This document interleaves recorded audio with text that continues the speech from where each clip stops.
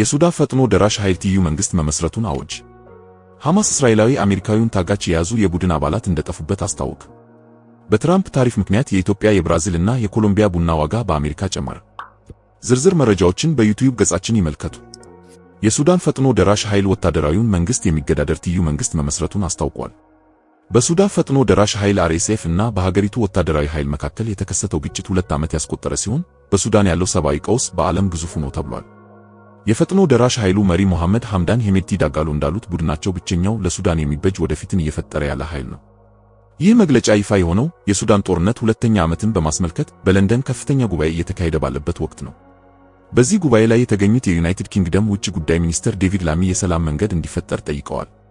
የሱዳን የጦር የፈጥኖ ደራሹ መቀመጫ የሆኑ ከአልፋሽር ከተማ ወጣ ብለው የሚገኙ ቦታዎችን በቦምብ ማጥቃቱ ተሰምቷል። ይህም በሺዎች የሚቆጠሩ ዜጎች ዘምዘም የስደተኞች መጠለያን ጥለው እንዲሸሹ አድርጓል። ሄሜቲ እንዳሉት ፈጥኖ ደራሽ ኃይሉ እየገነባ ያለው የሕግ የበላይነት እንጂ በግለሰቦች የሚመራ ሀገር አይደለም። እኛ የበላይነት ሳይሆን አንድነት ነው የምንፈልገው። የትኛውም ብሔር፣ ክልል አሊያም ሃይማኖት ከሱዳናዊ ማንነት የበለጠ ቦታ ሊኖረው ይገባል ብለን አናምንም ይላል በቴሌግራም የለቀቁት መግለጫ። አክለው መንግስታቸው በፈጥኖ ደራሹ ኃይል ቁጥጥር ስር ላሉ ቦታዎች ብቻ ሳይሆን ለመላው ሀገሪቱ ትምህርትና የጤና አገልግሎትን የመሳሰሉ መሰረታዊ እንደሚያሟላ ተናግረዋል። RSF በቅርቡ ባደረሳቸው ጥቃቶች 400 ሰዎች መገደላቸውን የተባበሩት መንግስታት ከታማኝ ምንጮች መረጃ ማግኘቱን አስታውቋል። 2 ዓመት በሞላው የሱዳን የእርስ በርስ ጦርነት የሀገሪቱ ጦርና ፈጥኖ ደራሽ ኃይሉ ዘር ማጥፋት እና ጅምላ ወሲባዊ ጥቃትን ጨምሮ የጦር ወንጀል በማድረስ ይወቀሳሉ። ሄሜቲ እና የሱዳን ጦር መሪ ጀነራል አብድል ፋታህ አልቡርሃን ከአውሮፓውያኑ ሚያዝያ 15 2023 ጀምሮ ነው በስልጣን ሽኩቻ ምክንያት ያወጁት ጦርነት 150,000 ሰዎችን ሲቀጥፍ ከ12 ሚሊዮን በላይ ሰዎች እንዲፈናቀሉ ምክንያት ሆኗል።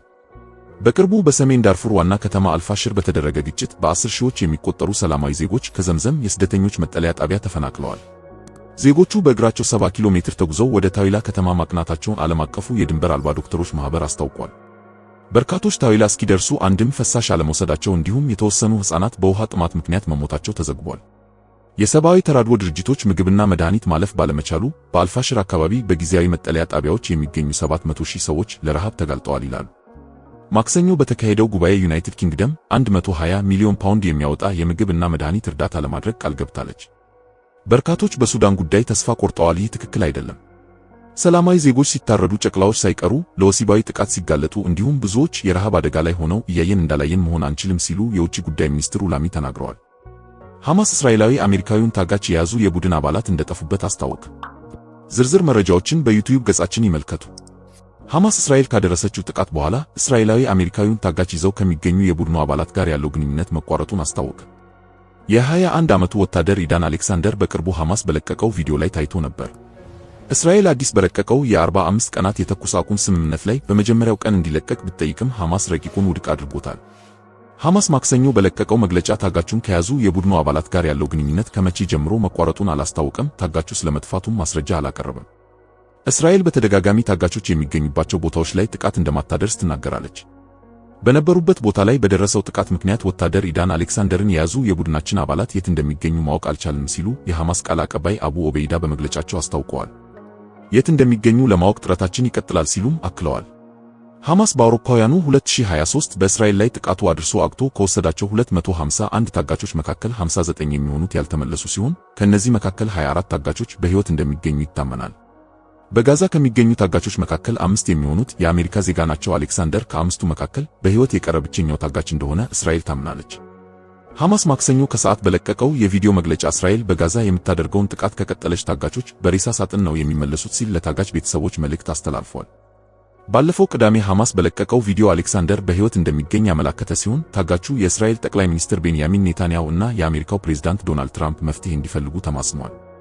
እስራኤል በቅርቡ ባረቀቀችው የ45 ቀናት የተኩስ አቁም ስምምነት በመጀመሪያው ሳምንት አሌክሳንደርን ጨምሮ ግማሽ ታጋቾች እንዲለቀቁ ሐሳብ ማቅረቧን የሐማስ ባለስልጣን ለኤፍፒ የዜና ወኪል ተናግረዋል። ባለስልጣኑ እንዳሉት የሰላም ምልክት እንዲሆን አሌክሳንደር የተኩስ አቁም ስምምነቱ በተጀመረ በመጀመሪያው ቀን እንዲለቀቅ ተጠይቋል። ባለፈው ጥር በእስራኤልና ሐማስ መካከል በተደረሰው የተኩስ አቁም ስምምነት መሰረት 33 ታጋቾች ሲለቀቁ 1900 ፍልስጤማውያን እስረኞች ወደ ጋዛ እንዲመለሱ ተደርገዋል። በተጨማሪም እርዳታ ወደ ጋዛ ሰርጥ እንዲገባ መደረጉ ይታወሳል።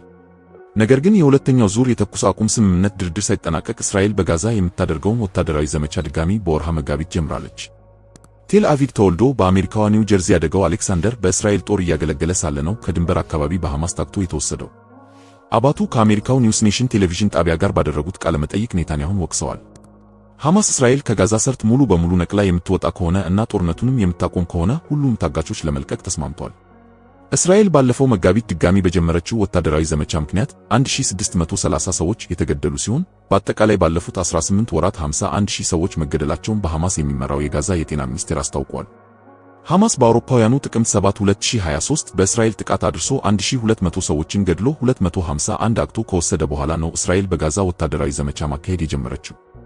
በትራምፕ ታሪፍ ምክንያት የኢትዮጵያ፣ የብራዚል እና የኮሎምቢያ ቡና ዋጋ በአሜሪካ ጨመረ። ዝርዝር መረጃዎችን በዩቲዩብ ገጻችን ይመልከቱ። በፕሬዝዳንት ዶናልድ ትራምፕ ታሪፍ ምክንያት በአሜሪካ የቡና ዋጋ እየናረ ነው።